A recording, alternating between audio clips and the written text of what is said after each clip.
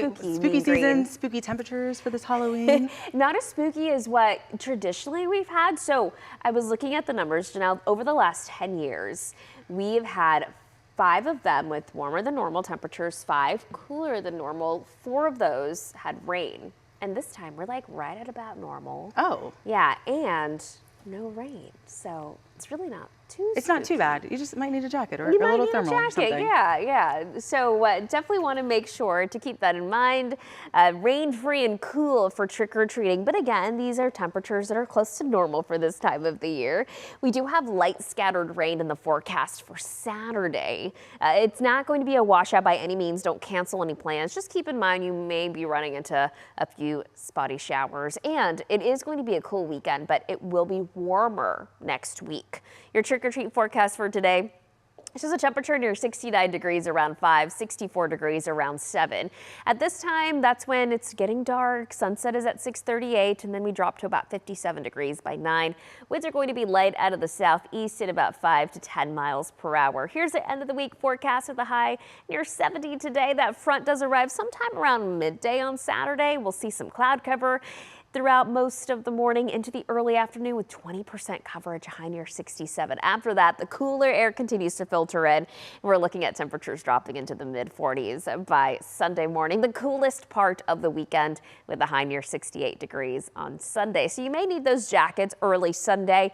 You may not need them for the afternoon. Okay, here's how the rain pans out. This is around 7 p.m. tonight. We start to see that cloud cover moving in and then eventually takes up more of North Texas as we head into the overnight hours. Any rain that we see overnight happens after about 3 or 4 in the morning. So a lot of this happening really in the morning time on Saturday. This is now Saturday around 7. You see some scattered rain in the area. Again, not widespread. We're not expecting downpours, just brief showers. Once this front moves in sometime around midday, you'll see a slightly better coverage to the northeast, maybe even some towards the southeast. I'm not expecting any significant rain accumulation either. Again, 20% coverage. I think a lot of this may not even reach the ground just because we are going to be a bit dry at the surface. So once this front pushes through, dry air filters in, you'll see sunshine for the afternoon. That's around 5. Most of the area will have already seen that cold front come through.